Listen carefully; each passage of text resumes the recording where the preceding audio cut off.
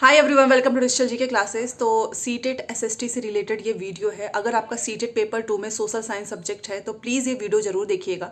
2 से 3 मिनट का है बट बहुत इंपॉर्टेंट है, क्योंकि आप में से कुछ दिनों से 1 वीक से जब से हमारी ज्योग्राफी की क्लास बंद हुई है, बहुत सारे लोगों के मैसेज आने लगे हैं एंड आपको कन्फ्यूज़न भी है, डाउट भी है। तो सारी चीज़ें मैं आपको बताने वाली हूँ। साथ में इस बीच में आपको क्या क्या चीज़ें करनी चाहिए उससे भी रिलेटेड कुछ अपडेट हैं। सबसे पहले तो अच्छा, बोलने में मुझे दिक्कत हो रही है क्योंकि मुंह में छाले हो गए हैं, इसलिए थोड़ा सा आराम आराम से बोल रही हैं एंड कुछ प्रोनाउंसिएशन भी अगर कुछ गलत हो जाए तो उसे आप माइंड मत करना। देखिए, सबसे पहले आपका जो सीटेट सोशल साइंस है उसका हमारा हिस्ट्री कंप्लीट हो चुका है। ये मैं इसलिए बता रही हूँ क्योंकि कुछ लोगों को नहीं पता है। हिस्ट्री में हमारा 6, 7, 8 तीनों चैप्टर्स बहुत पहले ही कंप्लीट हो गए, और जैसे वो कंप्लीट हुआ था मैंने आपको अपनी पेड नोट्स भी दे दी थी बाइलिंगुअल, ताकि आपको रिवीजन में दिक्कत ना हो। तो अगर किसी को नहीं मिला है तो स्क्रीन पे मैसेज दिख रहा होगा या फिर कमेंट सेक्शन में भी नंबर है, आप वहाँ से मुझे डायरेक्ट मैसेज करना। टीम आपको रिस्पॉन्ड करेगी एंड नोट्स भेज देगी। बाइलिंगुअल है, हिंदी इंग्लिश दोनों में है, काफ़ी अच्छी है। मैंने खुद से बनाया हुआ है एक एक चीज़ और हाईलाइट भी किया है। ओनली 49 रुपीज़ में हिस्ट्री का, क्योंकि देखो 15 से 16 क्वेश्चंस यहीं से आते हैं। अब दूसरा क्वेश्चन ये आपका आता है कि ज्योग्राफी का कब तक मिलेगा।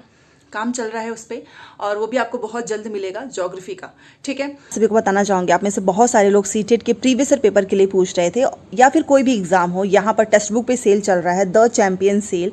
Yearly text book pass pro, मतलब 1 साल के लिए आप previous year paper mock test किसी भी एग्जाम का दे सकते हो।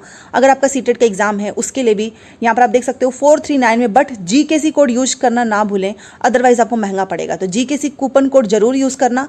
यहाँ पर आप नीचे देख सकते हो 80,000 से ज़्यादा मॉक टेस्ट है 700+ एग्जाम्स के लिए। एंड यहाँ पर एक चीज़ मैं आपको दिखाना चाहूँगी, ये देखिए, ये टेक्स्ट बुक पे है। केवल एक पास से आप कोई भी एग्जाम जो है एक्सेस कर सकते हो। यहाँ पर देखिए 80,000 से ज़्यादा एग्जाम्स के लिए मॉक टेस्ट है। यहाँ पर आप देख सकते हो कितने सारे नंबर्स, मतलब टेस्ट इतने अटेम्प्ट किया गया है। 20 लाख से ज़्यादा जो है एक्टिव यूजर्स हर दिन जो है यहाँ पर अपने एग्जाम के लिए प्रीवियस पेपर कर रहे हैं। 17,000 से ज़्यादा तो क्वेश्चन पेपर डाउनलोड हो चुका है। तो अगर आपने नहीं किया है तो प्लीज़ कर लेना पहले ही। और ये देखिए, अगर मान लो आपको सीटेट का पेपर 1, पेपर 2 का प्रीवियस पेपर देना है तो ये देखिए टेक्स्ट बुक पे जाना है आपको, और वहाँ से आप आराम से जो है प्रीवियस पेपर कर सकते हैं।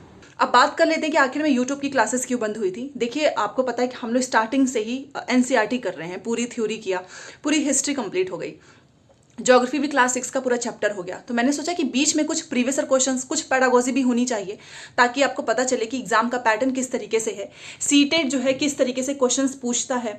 तो ये सारी चीज़ों के लिए ही मैंने बस 1 वीक आपका प्रीवियस क्वेश्चंस रखा था, मतलब कि मंडे से लेकर आज तक। आज संडे है हमारा, कल से फिर से आपका ज्योग्राफी स्टार्ट है। वैसे भी ज्योग्राफी एक बहुत ही छोटा ही है चैप्टर, ज़्यादा कुछ नहीं है हिस्ट्री के कंपेयर में, और क्लास 6 भी खत्म हो चुका है, 7 में भी कुछ चैप्टर्स बाकी हैं, उसके बाद से आपका क्लास 8। दूसरा है पॉलिटी को लेकर। देखो, पॉलिटी से क्वेश्चंस कम पूछते हैं, साथ में पॉलिटी का जो है कंटेंट वो भी बहुत कम है, तो वो भी आपका 1 हफ्ते का है। तो आप ये मत सोचो कि आपका जो है कंटेंट, कुछ लोग उल्टे सीधे मैसेज करने लगते हैं कि अब तो कुछ होगा ही नहीं। अरे भाई, आपको प्रीवियस क्वेश्चंस भी तो करना होगा। आप जाकर देखो ना, यूट्यूब पे कोई थ्योरी नहीं कराता है, सब प्रीवियस क्वेश्चंस ही कराते हैं। मैंने आपको थ्योरी कराई, साथ में प्रीवियस क्वेश्चंस, दोबारा से थ्योरी कराऊंगी, फिर से प्रीवियस क्वेश्चंस। इस तरीके से आपका कुछ छूटेगा नहीं, क्योंकि आपको सब कुछ साथ में करके चलना है। ठीक है, और रही बात सोशल साइंस की, तो आपको जैसे कि मैसेज आता है कि क्या आपके नोट से पूरा हिस्ट्री हो जाएगा। जी हाँ, अगर आपने मल्टीपल टाइम्स रिवीजन किया है तो। क्योंकि देखिए, हिस्ट्री एक ऐसा टॉपिक है ना जहाँ पे आपको नंबर्स याद रखने हैं।